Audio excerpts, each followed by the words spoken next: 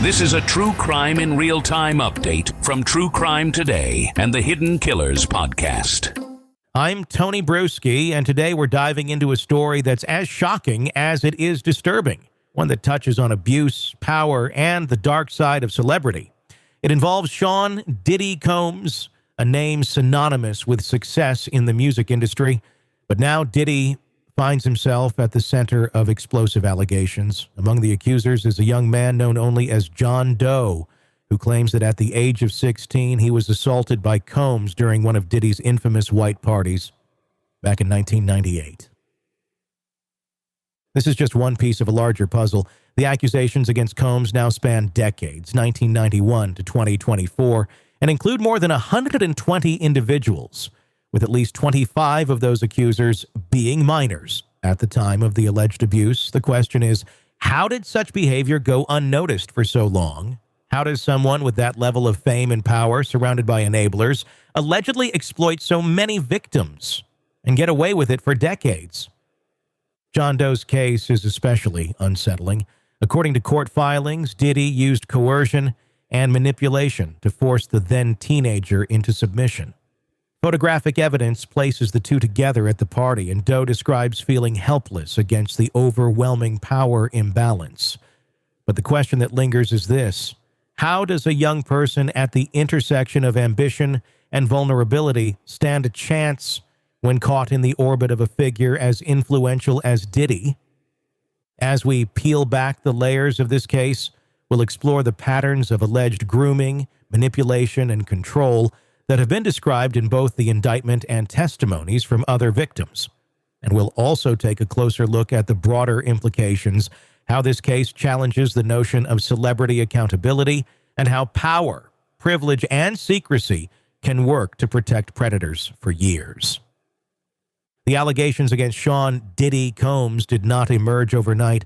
For years, whispers surrounded his white parties, lavish gatherings held in the Hamptons known for their exclusivity and celebrity presence. But now, those whispers have evolved into full-blown accusations. And one of the most unsettling stories belongs to John Doe, a man who claims that he was assaulted by Combs at the age of 16.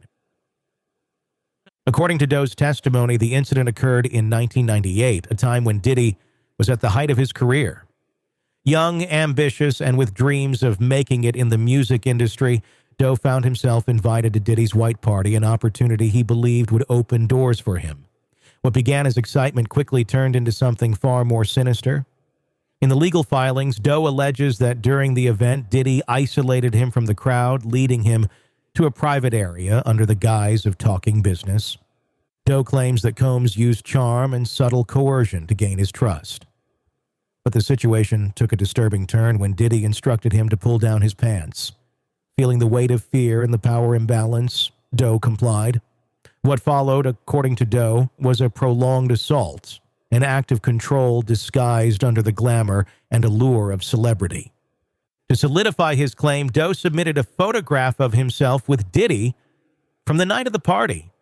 In the image, Diddy's arm is draped around the boy's shoulder, a seemingly innocent gesture that, in hindsight, masks something far darker. This photograph has become a critical piece of evidence, linking the accuser directly to the music mogul at a moment when the alleged assault took place. But John Doe's story is just one in a sea of similar allegations. Attorney Tony Busby, who represents over 120 alleged victims, has described these events as part of a long-standing pattern of abuse. Busby claims that Diddy's power and wealth gave him the ability to groom young people, lure them into his orbit, and use them for his own gratification, all while shielding himself behind layers of enablers and public adoration. The timeline of abuse spans more than 3 decades from 1991 to 2024. Among the 120 accusers, 25 were minors at the time of the alleged abuse. These incidents are not confined to a single location. Victims have come forward from across the country, including New York, California, Florida, and Georgia. Busby hints that the number of victims may still grow as more individuals find the courage to step forward. Diddy's methods, as described in court filings, were insidious. Victims report that he used body oils allegedly laced with GBH, a substance that rendered them disoriented and unable to resist. Diddy allegedly orchestrated events known as freak-offs, where participants were coerced into sexual acts under the influence of drugs and alcohol. In many cases, victims were threatened with violence if they did not comply. John Doe's story highlights the emotional and psychological toll such experiences can take on young victims. For years, he remained silent, too afraid and ashamed to come forward. His fear was not just of public backlash, but of the immense power Diddy wielded, both in the entertainment industry and beyond. Busby has argued that Diddy's influence acted as a shield, preventing victims from seeking justice earlier. It is not uncommon for victims of childhood sexual abuse to suppress their experiences for years, even decades. Experts say that the power dynamic between a wealthy, influential celebrity and a young, vulnerable individual creates an environment where speaking out feels impossible. Victims may experience deep shame, confusion, and guilt, convinced that no one will believe them. This is precisely the narrative many of Diddy's accusers are now trying to overcome. For his part, Diddy has denied all the allegations. His legal team issued a statement dismissing the accusations as defamatory and meritless, calling the legal proceedings a reckless media circus. They argue that the sudden influx of accusers, some of whom contacted Busby's office through a hotline, raises questions about the credibility of the claims. Diddy's attorneys insist that these accusations are nothing more than an attempt to exploit his fame and wealth. Diddy's legal strategy has been aggressive from the start. After his arrest in September 2024, he pleaded not guilty to charges of sex trafficking, racketeering, and sexual exploitation. Despite offering a $50 million bail package, which included GPS monitoring, Diddy was denied bail twice.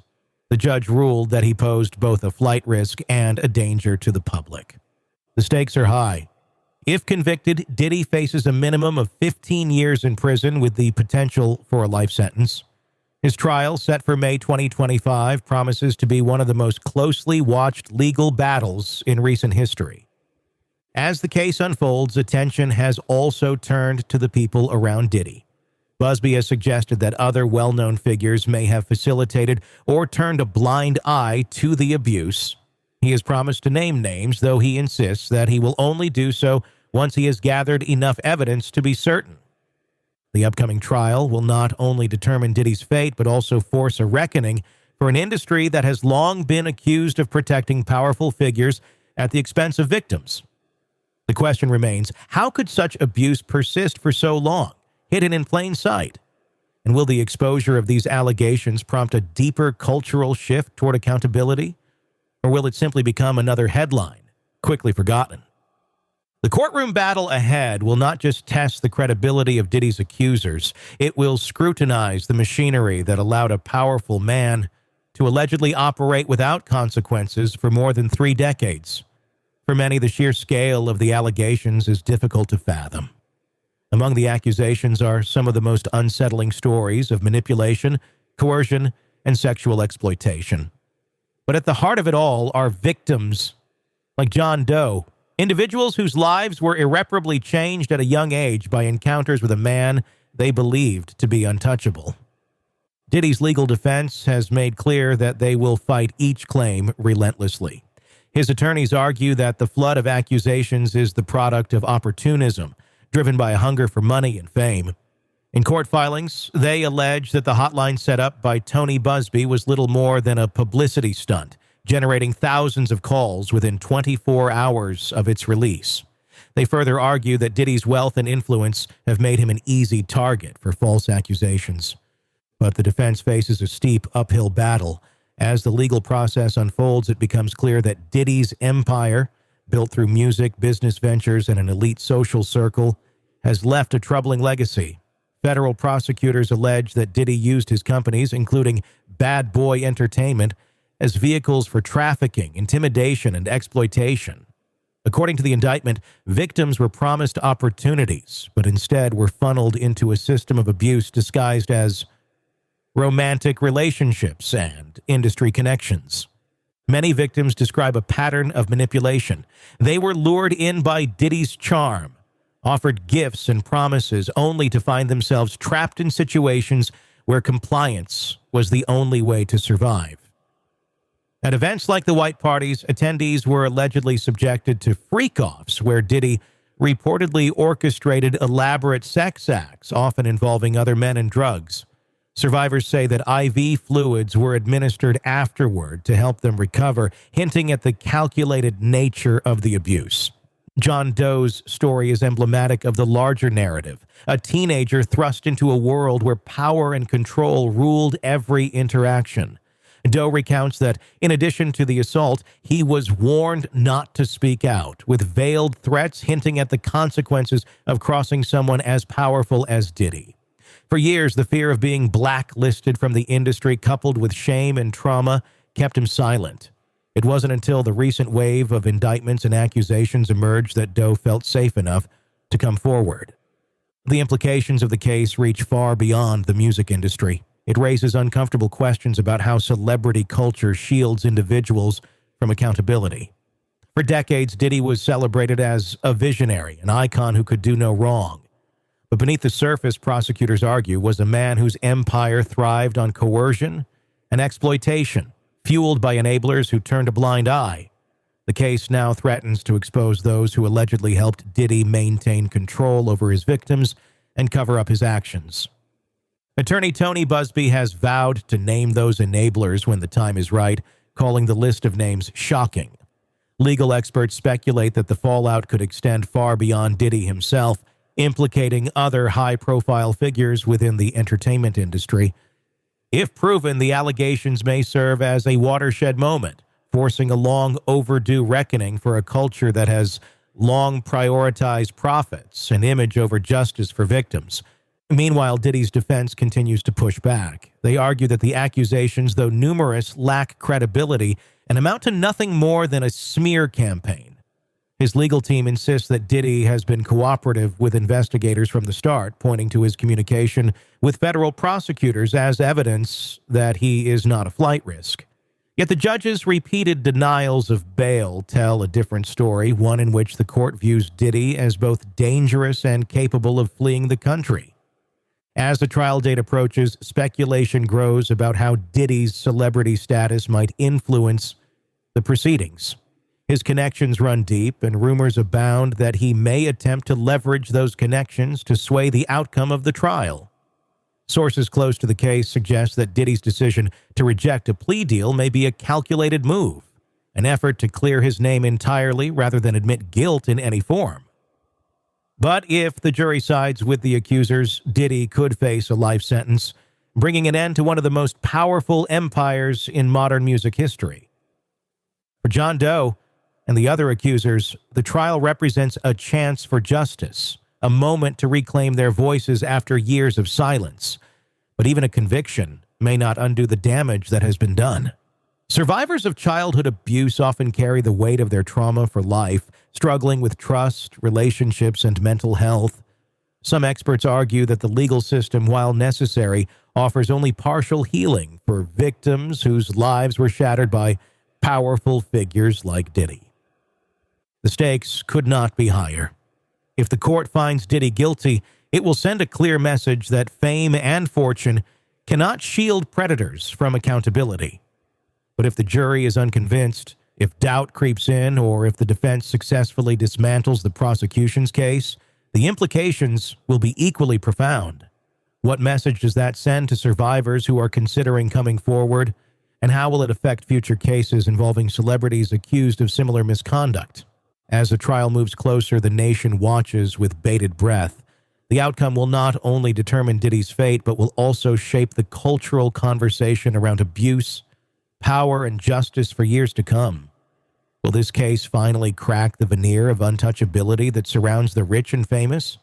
Or will it become another example of how power bends the arc of justice? What will the jury decide when the moment of truth arrives? Will justice be served, or will the music play on uninterrupted? And that's where we stand. It's a story of power, control, and silence, a story that spans decades and has left us wondering how much we really know about the people we idolize. If even a fraction of these allegations is true, it's hard not to ask what goes on in the mind of someone who uses wealth and influence to manipulate, coerce, and exploit the most vulnerable among us. Is it a need for domination? A belief that they are untouchable, or something darker? A psychological disconnect that allows them to treat human beings as commodities? John Doe's story paints a troubling picture of how a young, hopeful boy was caught in the orbit of someone he admired, only to find himself trapped in fear, shame, and silence. For years, the mental toll of that experience haunted him, as it has so many other victims. The defense argues that these claims are nothing more than a cash grab, a reckless media circus built on lies. But we must ask, why would so many people across decades and states come forward with eerily similar stories? What motivates someone to relive trauma unless they believe that telling their story could finally bring them some peace? I'm not a psychologist and I can't offer a diagnosis, but I do believe we need to look deeper. What systems are in place that allow predators, if Diddy is indeed guilty, to act unchecked for years? How many people knew what was going on but stayed silent, thinking it was easier to ignore than confront? And what does it say about our culture when those in power can allegedly hide behind fame, wealth, and an aura of invincibility for so long? The truth, they say, always comes out eventually, but sometimes it takes years, even decades, to reach the surface. What we learn in the coming months could change not just the lives of the accusers and the accused, but also how we see power, celebrity, and justice moving forward. I'm Tony Brueski. If you want to keep following this case and stay updated on all the stories we're covering, make sure to press subscribe. There's more to come because in stories like these, the truth tends to unravel one piece at a time. In a world where the darkest secrets lie just beneath the surface, They said it was an accident, but the evidence says otherwise. where hidden killers roam unnoticed in the shadows. I think you would definitely be looking at a blend of toxic, very bad narcissistic personality traits, and they will be vengeful and possibly resort to violence. Join Tony Brueski as he uncovers the truth behind the most chilling cases. They said it was an accident, but the evidence clearly says otherwise. Each episode, we dig deep into the minds of those who commit the unthinkable. To your point on narcissism, he thinks in his own mind how witty he is. Yeah. But he lost that jury. I was done with him in 2 minutes. From unsolved mysteries to infamous crimes. Geez, you've just talked about how you've taught yourself how to do everything under the sun. I bet you did a YouTube video, how to best kill somebody with a knife. Hidden Killers with Tony Brueski takes you where few dare to go. How does someone with such a dark secret go unnoticed for so long? With multiple new episodes every single day. We're not just telling stories, we're seeking justice. Listen now on Apple Podcasts or wherever you get your podcasts. Just search for Hidden Killers with Tony Brueski.